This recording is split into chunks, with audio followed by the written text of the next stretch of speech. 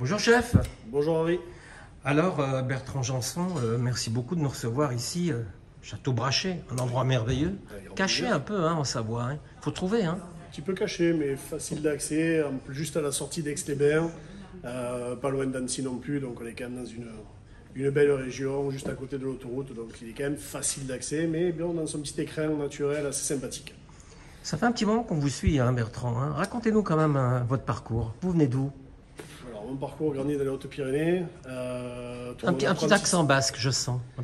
Hautes-Pyrénées, plutôt du côté de Tarbes. Ah. École hôtelière sur Toulouse. Ouais. Et à 22 ans, parti en Polynésie française, à Tahiti pendant 15 ans. Ouais, ben. Donc Tahiti, un autre climat, une autre vie. Magnifique. Et ensuite 5 ans au Canada, à Montréal. Ouais. Et après Montréal, directement retour un peu aux sources. Ouais. L'envie de retrouver les bons produits français, l'envie de retrouver la France après 20 années d'expatriation. Ouais. Donc content d'arriver en Savoie, même si j'ai délaissé un peu le sud-ouest de la France. On est quand même dans une belle région, bien asservie, avec de beaux produits et des gens très sympas. Donc, voilà. Alors quelle est votre mission ici, chef?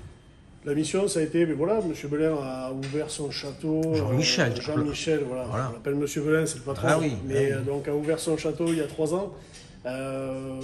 Quelques chefs sont passés, mais voilà, c'était l'envie de vraiment continuer à faire évoluer ce château, qui a été vraiment très bien pensé, très bien conçu dans la cuisine. Donc je suis arrivé avec une équipe en place, mais il manquait pas mal de recrutement. Donc on a recruté, on a tout mis en place. Et puis aujourd'hui, on est quand même fiers de ce qu'on arrive à faire. Les formules ont changé, les prix ont changé, l'équipe a grossi. Ouais. On arrive à se faire plaisir avec de super produits. La carte, non, par contre, c'est très classique. Vous conjuguez les classiques. On conjugue les classiques avec les produits d'ici, tout à fait. Vous les sublimez. Voilà, par rapport au riz de veau, c'est vrai qu'on est sur la période en ce moment des asperges, des morilles, des petits pois, des choses comme ça. Donc on fait vraiment des valeurs sûres. C'est des valeurs sûres, c'est des produits qui parlent, c'est des produits qu'on va chercher juste à côté de chez nous. Donc on est vraiment sur des produits du terroir, des produits d'ici. Le riz de veau, il vient de la Chartreuse. Ouais. Voilà.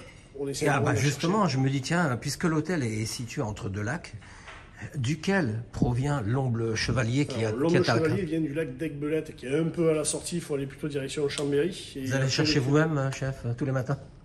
Tous les matins, on va pas exagérer non plus, j'ai un poissonnier qui le fait pour moi, mais oui, effectivement, on essaie vraiment d'aller chercher un maximum dans la région ici. Donc voilà, l'omble chevalier vient d'Aiguebelette. Comment vous le préparez alors?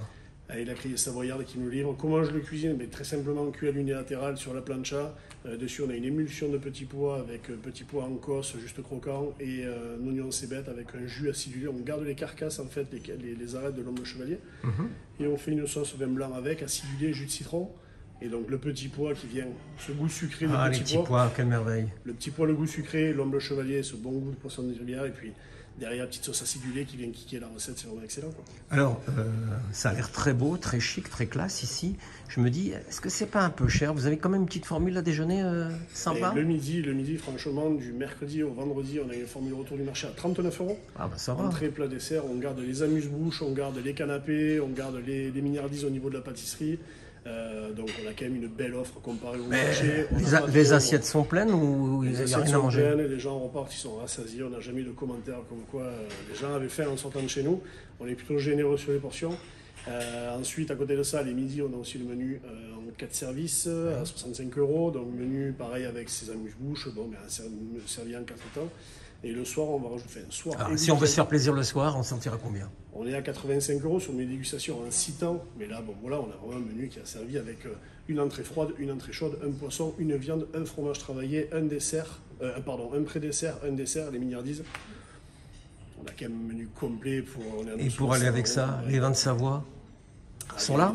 Sont à la carte? Sont là, bien sûr, on travaille un maximum avec les vignerons et les acteurs d'ici de la Savoie. On a de très grandes maisons représentées en Savoie ici. Donc oui, effectivement, on le sert et puis il y a vraiment de belles pépites à découvrir. Tout le monde pense que le vin de Savoie, c'est un vin un peu... Comme moi, dans le sud, on va parler des corbières, des choses comme ça, qui maintenant sont des grands vins. On arrive à trouver de belles bouteilles.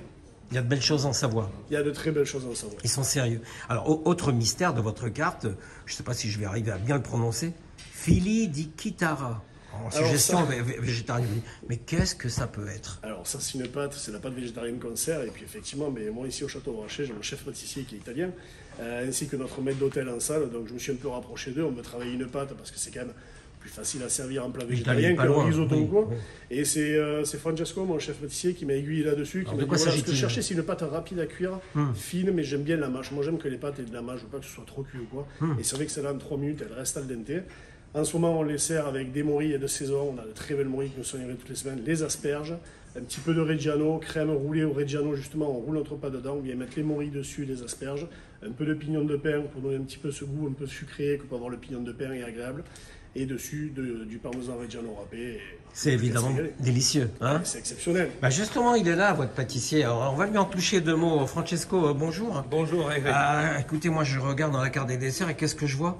Millefeuille, gianduja et mori. Je me dis, mais est-ce que c'est bien raisonnable? Parce que moi, les moris, je les attends avec les asperges, je les attends avec un steak, mais en dessert, non. Oui, Racontez, chef. Ne vous inquiétez pas, là, je vous la prépare et comme ça, on fait directement le test dans l'assiette. Je m'assois alors? Ah bah oui. Hein. On y va? On y va. Merci, chef.